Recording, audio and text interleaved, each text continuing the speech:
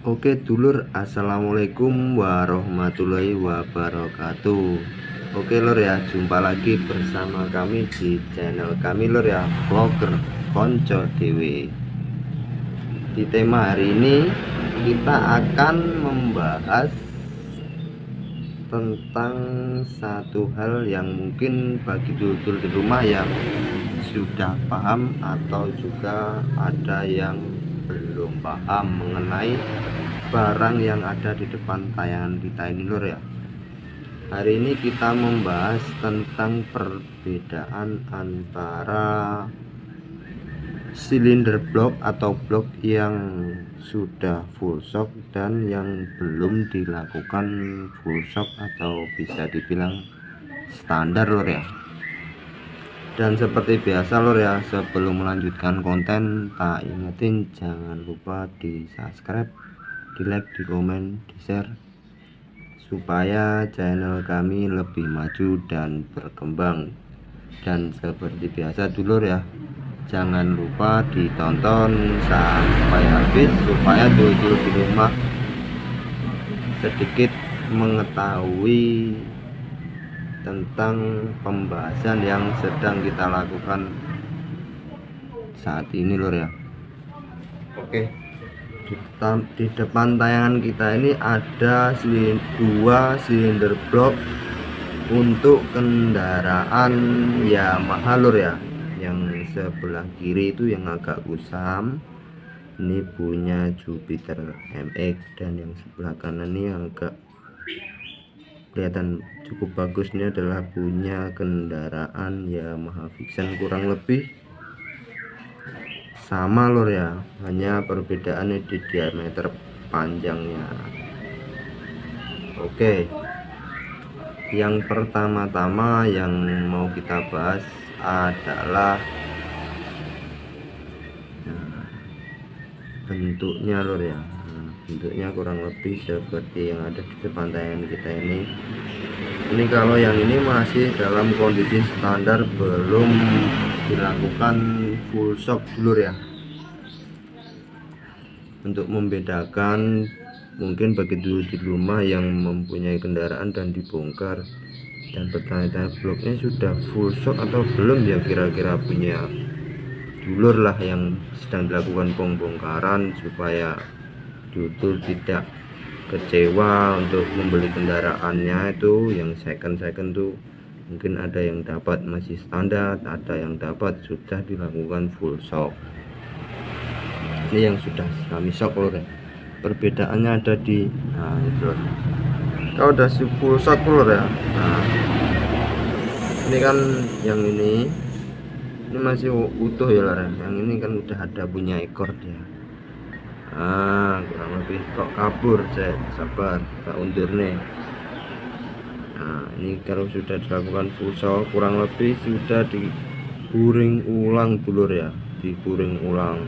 Melihatnya itu dari ujung ekor bawah lur ya. Kalau yang dari atas itu tidak ada perbedaan sama sekali antara full shock dan masih yang original standar, kurang lebih sama. Cuman kalau bener-bener diperhatikan itu ada di sini garis lur ya, garis tipis, lingkaran garis tipis itu kan karena dagingnya itu sudah dicoak dan dilakukan penambalan daging. Ini tipis garisnya, daging guring. Sangat tipis lur ya, kalau diperhatikan dari dekat tuh bisa kelihatan, kalau dari jauh itu tidak kelihatan sama sekali. Jadi membedakan sangat sulit, harus diperhatikan bersama lur ya, diperhatikan secara detail. Tapi kalau sudah dilihat dari ekor, sangat kelihatan dulu ya, ekornya itu udah berlebih. Dagingnya itu udah ditambal. Oh gitu lur ya. Dagingnya dua, kalau ini kan tanpa ada daging sama sekali. Oke lur, kelihatan lur ya. kurang lebih sedikit tips atau ilmu untuk membedakan antara boring yang sudah dilakukan full shock dan masih standar pabrikan. Kurang lebih untuk semua kendaraan modelnya seperti ini loh ya, maupun 2 tak ataupun 4 tak. Tapi kalau ada yang sangat rapi, tergantung sistemnya itu mau dibuat seperti apa gitu. Kurang lebih seperti ini. Kalau dari ekor bawah itu sangat kelihatan loh ya, itu dagingnya menongol sedikit tuh, yang bagian yang ini punya fiction ini sudah dilakukan full shock, dan ini pakai jubit ranik belum dilakukan full shock.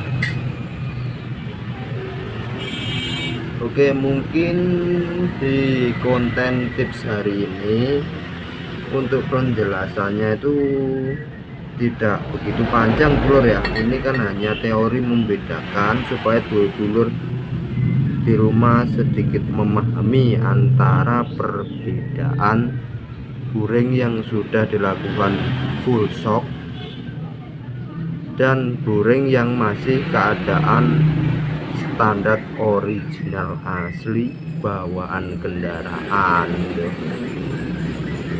Dan full shock ini mungkin bagi dulur-dulur yang penasaran, kenapa sih kok boring itu dilakukan full shock? Nah, itu pertanyaan yang cukup bagus dulur ya. Karena untuk boring yang dilakukan full shock ini ya seperti ini ya, itu karena diameter overseas itu udah habis dulur ya, sudah tidak memungkinkan lagi untuk penggantian piston baru. Jadi otomatis boring itu kan sudah tidak bisa dipergunakan lagi. Nah, otomatis kan untuk menghemat biaya, nah dilakukan full shock.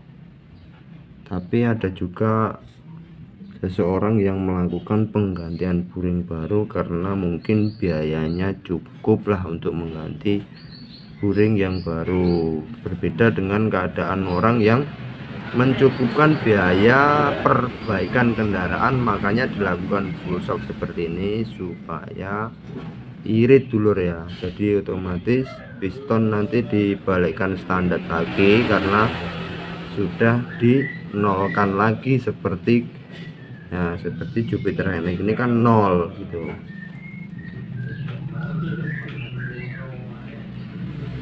Tapi kalau untuk Jupiter NX ini Yamaha ini dia memang dari perusahaannya itu memang tidak bisa dilakukan pengkotoran dulur ya, makanya dia itu kalau rusak itu wajib ganti, dan untuk meringankan biaya itu makanya di full shock kan seperti ini. Karena kalau mengganti boring seperti ini dalam kondisi pembelian baru atau perbaikan penggantian baru itu biayanya cukup terasa dulur ya. Berbeda dengan perbaikan sistem full shock ini yang bisa meminimalisir biaya sampai setengah perbaikannya dulu ya. Ini sedikit tips dari kami supaya dulur-dulur di rumah memahami antara blok yang full shock dan silinder blok yang masih standar original asli. Dan kalau untuk kenyamanan itu yang kami olah itu dulur ya, kurang lebih mirip-mirip dulur antara blok full shock dan blok yang masih original. Tuh perbedaannya juga sangatlah tipis kalau untuk di kalangan kendaraan yang masih dikatakan pemakaian dalam hal umum dulur ya, bukan yang untuk racing. Apalagi racing yang pakai 2 tak itu biasanya orang fanatik harus pakai blok yang ori, nggak mau yang sok-sokan. Tapi kalau 4 tak, kalau mau bor besar tuh biasanya dia memang wajib shock, soalnya kan diameter ini itu tidak memungkinkan, diameter ini tidak memungkinkan memakai piston kondisi besar. Otomatis dia direhab supaya piston yang besar itu bisa muat dalam silinder box ini. Oke dulur ya, di konten yang pendek ini semoga bermanfaat teori sedikit tips dari kami. Seperti biasa lur ya, untuk memajukan channel kami jangan lupa dibantu subscribe, like, dan komennya dulur ya. Oke dulur, wassalamualaikum warahmatullahi wabarakatuh.